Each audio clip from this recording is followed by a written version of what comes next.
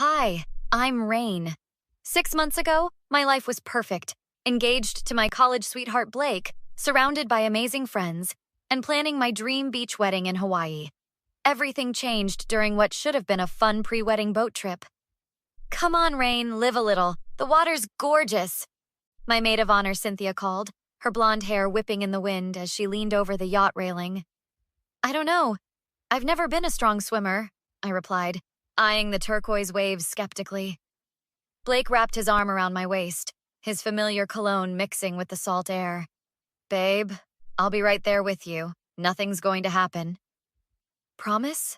I searched his eyes, those same hazel eyes I'd trusted for 7 years.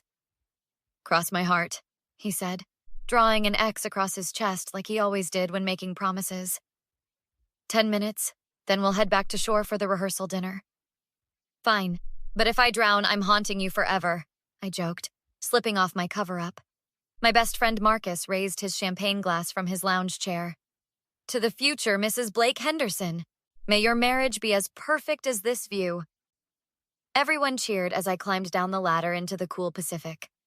The water felt amazing after hours in the sun, and I paddled around near the boat while the others swam further out. That's when it happened. A sudden cramp seized my leg, and panic gripped me instantly. Blake! I called, but my voice was lost in the laughter and splashing. The current pulled stronger than I expected, dragging me away from the yacht. Help! Water filled my mouth as I struggled to stay afloat. My vision blurred, darkness creeping in at the edges. Then strong arms wrapped around me, pulling me upward. Not Blake's arms. These belonged to Jake, Blake's best man and business partner. I've got you, Rain. Just breathe, Jake's deep voice commanded as he towed me back to the boat. Hands reached down, pulling me onto the deck. I coughed violently, water spilling from my lungs. Where's Blake? Cynthia demanded, wrapping a towel around my shoulders. Jake climbed aboard, breathing heavily. He was talking to someone on his phone on the other side of the boat. Didn't hear her calling. On his phone? During his fiancé's drowning? Marcus asked incredulously, passing me water. I'm fine, I insisted, though shakiness had overtaken my limbs. Where is he now? As if summoned, Blake appeared, tucking his phone into his pocket. What happened? Rain, are you okay? She nearly drowned, Jake said flatly. I pulled her out while you were busy with your call. Blake knelt beside me, face pale. I'm so sorry, babe. It was work. That investor I told you about finally called back. 2 days before our wedding? I asked, still trembling. It's handled now. Everything's perfect again, Blake assured me, kissing my forehead. Let's get you back to the hotel. That evening, after the rehearsal dinner, I was in our suite getting ready for bed when Jake knocked on the door. Hey, can I talk to you for a minute? He asked, unusually serious. Sure, what's up? Jake hesitated, fidgeting with his watch. That call Blake was on when you were drowning. I overheard parts of it. It wasn't an investor. What do you mean? He was talking to a woman. It sounded intimate? My heart sank. You must have misheard. Rain, tomorrow's your wedding. I wouldn't say this if I wasn't certain. He pulled out his phone. I recorded part of it. I know that sounds creepy, but something felt off. And after what happened with you drowning. When he played the recording, I heard Blake's voice clearly. I know, baby. After tomorrow, it gets complicated. Yes, I still want to. She doesn't suspect anything. There must be an explanation, I whispered, though doubt had already crept in. Jake looked at me with sympathy. There's more. When we were pulling you onto the boat, your dress, it rode up. Blake came over and quickly pulled it down, but not before I saw... Saw what? A tattoo on your inner thigh. Property of Vince. Blake saw it too. That's why he looked shocked. My world cracked open. Vince, my abusive ex from years before I met Blake. The tattoo I'd gotten removed last year in secret. Or so I thought. That's impossible, I insisted, pacing the hotel room. I had that tattoo removed. I have the receipts, the follow-up appointments. Everything. Jake leaned against the wall, arms crossed. Then why did I see it? And why did Blake look like he'd seen a ghost? I grabbed my phone, frantically scrolling through photos from the last beach trip where my thighs were visible. Nothing. Just smooth skin where that hateful ink used to be. I need to see for myself, I muttered, heading to the bathroom. Sure enough, there it was, faint but visible. Property of Vince in black script. This isn't possible. It was gone. A knock at the door interrupted my spiral. Cynthia poked her head in. Hey, what's with the emergency text? Oh, Jake, what are you doing in Rain's room? I emerged from the bathroom, still shaking. Sin, look at this. I showed her the tattoo. Her eyes widened. How? You had it removed. I went with you to the appointments. Exactly. And now it's back. And Jake says Blake saw it when he saved me from drowning. Cynthia's expression shifted subtly. Jake saved you. I thought it was Blake. No, it was definitely Jake, I said, watching her reaction carefully. She glanced between us, then sighed heavily. Rain, we need to talk. Alone. Jake raised his hands defensively. I'll give you space. But Rain, think about what I played you. Something's not right here. He slipped out, closing the door behind him. The moment he left, Cynthia grabbed my shoulders. Listen to me. Blake has been acting weird for months. Remember when you had that allergic reaction to your new face cream? Yeah, my skin was blotchy for days. I don't think it was an allergic reaction. I saw Blake putting something in your cream when he thought no one was looking. My stomach dropped. That doesn't make sense. Why would he do that? I don't know, but after that, I started paying attention. The way he always checks your phone when you're in the shower. How he insisted on scheduling all your laser removal sessions with that specific doctor. How he's been meeting with Vince. What? The room seemed to tilt. Vince is in prison. Has been for years after what he did to me. Cynthia shook her head. He was released 4 months ago. I saw Blake meeting him at a coffee shop downtown. I took pictures. She pulled up her phone, showing me undeniable evidence. Blake and my abusive ex, heads together in deep conversation. This can't be happening, I whispered, sinking onto the bed. Marcus burst into the room without knocking, eyes wild. Rain, thank God. I've been trying to call you. He stopped short, noticing my expression. What's wrong? Everything, I replied. Apparently my fiancé is consorting with my abusive ex-boyfriend who's supposed to be in prison, and somehow my removed tattoo is back. Marcus didn't look surprised. I was coming to warn you. I found something in Blake's bag when we were changing for the rehearsal dinner. He pulled out a small vial. It's some kind of temporary tattoo ink, special effects grade. And I found these. He handed me a stack of photos. Me sleeping, close-ups of my thigh during various stages of healing. He's been reapplying a fake tattoo while I sleep? The pieces were falling into place. But why? I think I know, came a new voice. Natalie, Blake's sister, stood in the doorway. It's about the inheritance, isn't it? 3 confused faces turned to her. Your grandmother's will, Natalie continued, stepping into the room. The clause about moral character. If you have any connection to convicted felons, you forfeit everything to charity. How did you... Blake asked me to help him research it. I thought it was just curiosity. Your family fortune goes to you tomorrow on your wedding day. Her face crumpled. I'm so sorry. I think my brother is planning to expose the tattoo during the ceremony, invalidate your inheritance, then divorce you. My mind raced. And he needed Vince's help to recreate the exact tattoo. I turned to my friends. We need proof. Solid, undeniable proof. The morning of my wedding dawned bright and beautiful. Instead of getting ready with my bridesmaids, I was executing our plan. Ready? Marcus asked, adjusting the hidden camera in my bridal suite. As I'll ever be, I replied, smoothing my robe. Cameras in place? All set. Natalie has the one in Blake's room running, and Cynthia's keeping watch outside. He squeezed my shoulder. Are you sure you want to go through with the ceremony?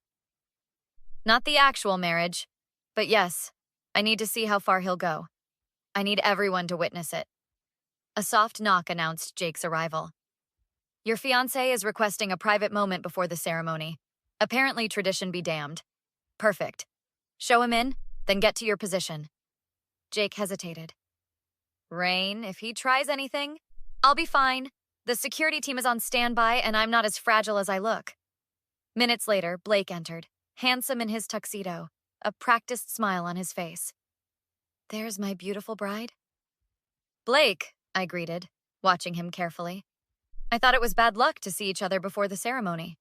He waved dismissively. Superstitions. Listen, I had a thought about the ceremony. What if we add a special moment?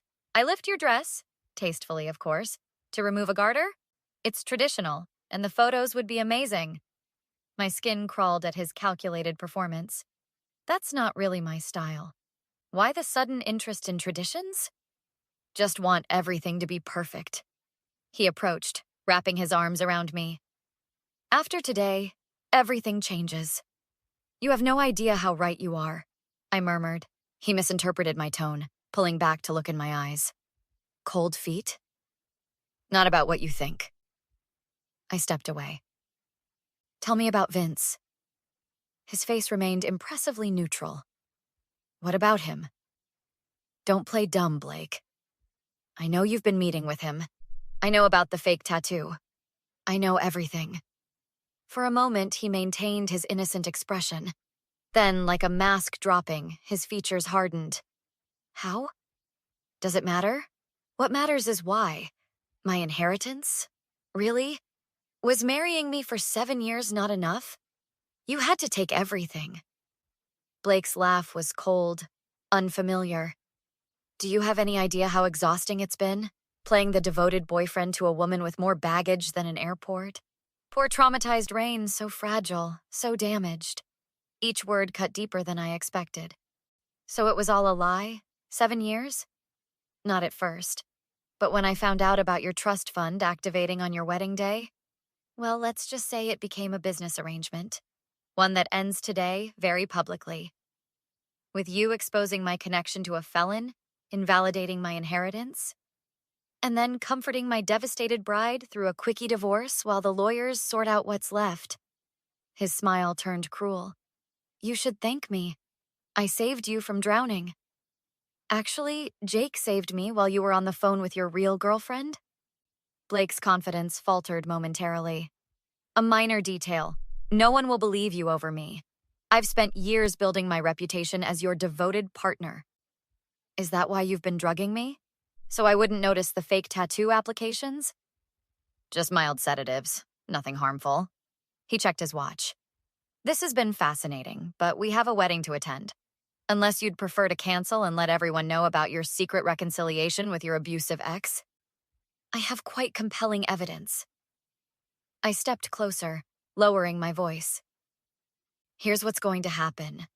We're going to proceed with the ceremony. You'll have your moment in the spotlight. And then I'll have mine. Is that a threat? Blake grabbed my arm, squeezing hard enough to bruise. Let go of me, I said calmly. Or what? The door burst open as Jake and 2 security guards entered. Or that, I replied as Blake was restrained. Assaulting the bride on her wedding day? Not a good look. Blake struggled against the guards. This is ridiculous. I'm the groom. And I'm pressing charges, I stated. For assault, drugging me without consent, conspiracy, and fraud. You have no proof. I smiled coolly. But I do. Every word of this conversation is being recorded, plus testimony from your sister, evidence from your phone that Marcus hacked last night, and a very cooperative Vince who's looking at reduced time for his parole violations in exchange for testifying against you. Blake's face contorted with rage. You bitch! After everything I've done for you. Take him away, I told the guards. And make sure our guests know the wedding is canceled, but the reception isn't. I think we all deserve a celebration. 3 months later, I sat in the courthouse as the judge delivered Blake's sentence. Fraud, conspiracy, assault, and administering drugs without consent. 4 years minimum with possibility of parole after 30 months. All rise, the bailiff announced as the judge exited. Blake was led away in handcuffs, shooting me one last venomous glare. I felt nothing but relief. Outside on the courthouse steps, my support team waited. Cynthia, Marcus, Natalie, and Jake. "It's finally over," Cynthia said, hugging me tightly. Marcus checked his phone. "The story's already hit the news. Trust fund schemer gets 4 years. Not a bad headline." "I still can't believe my own brother would do something so horrible," Natalie sighed. "I'm so sorry, Rain." "You have nothing to apologize for," I assured her. "You helped stop him. That took incredible courage." Jake hung back slightly until I approached him. "You holding up okay?" he asked quietly. "Better than I expected," I admitted. "Turns out watching your ex-fiancé get sentenced for trying to steal your inheritance is surprisingly therapeutic." "What about the trust fund? Any issues with the moral character clause?" I smiled. "Turns out having a documented case where you help put away 2 criminals improves your moral character rating considerably. The trustees were impressed by how I handled everything." "So what now?" Marcus asked as we walked toward the parking lot.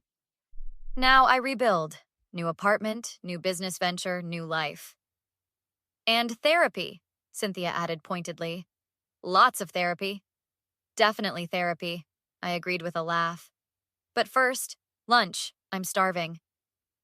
Over pasta at our favorite restaurant, Jake cleared his throat. "I have news. I've bought out Blake's share of the business. It's all mine now." "That's amazing." I raised my glass in a toast. "To new beginnings." As the others clinked glasses, Jake leaned closer. "Speaking of new beginnings, Blake's lawyer approached me yesterday. He wants to arrange a meeting between you two. Says Blake is remorseful and wants to apologize." "Absolutely not," I replied without hesitation. He had 7 years to be honest with me. His regret now is meaningless. "That's what I told him," Jake nodded approvingly. Later, as we were leaving the restaurant, Blake's sister pulled me aside. "He wrote you a letter. I promised I'd give it to you." She handed me an envelope. "Thank you, but I'm not interested in anything he has to say." "He's still my brother," she said softly. "Misguided and criminal as he is. And you're still my friend," I assured her. "That doesn't have to change." That evening in my new apartment, surrounded by unpacked boxes, I held Blake's unopened letter over a candle flame, watching as it caught fire and curled into ash in my sink. The doorbell rang. Jake stood outside with takeout coffee and a folder. "Working late?" I asked, letting him in. "Thought you might want to see this. The final paperwork dissolving all business connections between Blake and me." He handed me the folder. "Also, I remembered how you take your coffee." "Thanks," I said, genuinely touched by the gesture. We sat on the only furniture I had, a couch facing floor-to-ceiling windows overlooking the city. "Do you think you'll ever trust someone again?" Jake asked after a comfortable silence. "I already do," I replied, glancing at my 3 best friends who had insisted on helping with the move-in and were now arguing over pizza toppings in the kitchen. "Not romantically, not yet, but that'll come eventually. For what it's worth, any person would be lucky to have someone as resilient as you." I smiled, watching the sunset paint the sky in shades of possibility. You know what the strangest part is? In some twisted way, I should thank Blake. If he hadn't tried to destroy me, I might never have discovered my own strength. "To silver linings," Jake offered. "And to authentic new chapters," I added, clinking my coffee cup against his.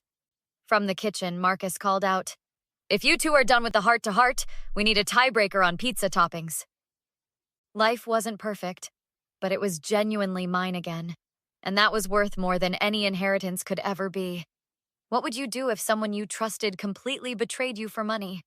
Would you seek revenge or try to move on? Let me know in the comments.